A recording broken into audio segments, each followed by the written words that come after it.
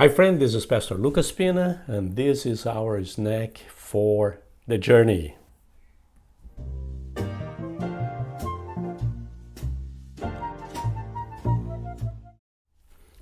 And this week we are in the first letter that Paul wrote to Thessalonians, a very important letter.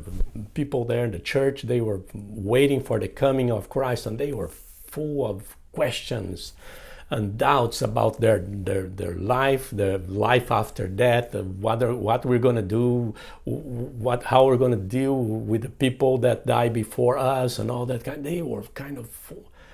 Many questions. Paul tried to answer those questions and help them to be Christians and to behave like Christians during that period of time between the first coming of Christ, the second coming of Christ, and how we're going to handle that in this whole situation. So it's a great letter. And before I read the verse for today, I'd like to encourage you to subscribe to our channel and to share this video with your friends and family and help us to bless other people. So let us see the verse for today. Chapter 5, verse 11. Look what Paul wrote. Therefore, encourage one another and build each other up, just as in fact you are doing. Encourage one another and build each other up.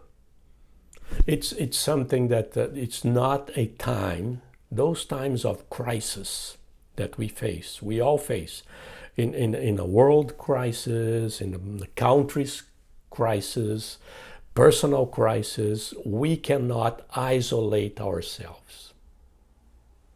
We cannot. They were going through a tough time at that time. Nero was coming after them and was coming for them and all that. It was a tough situation and all that kind of thing. And then the prophecies about the second coming of Christ, and it's everything that the world was kind of, oh man, this is the end, this is it, and all that kind. What are you going to do? I'm going to lock myself inside my home and do nothing. Paul said, no. We have a work to do. We have a work to do in our community. In our community of faith. And this is what he wants. I want everyone to encourage one another and build each other up. Encourage one another and build each other up. This is what I want. And this is what we're supposed to do. When things got tough, when things got difficult, no matter if it is a personal problem, a family problem, city problem, state problem, country problem, world problem, it doesn't matter how big, how large the problem is and the difficulties that Christians will face, and we're going to face sooner or later. Paul says you cannot forget your brother and sister.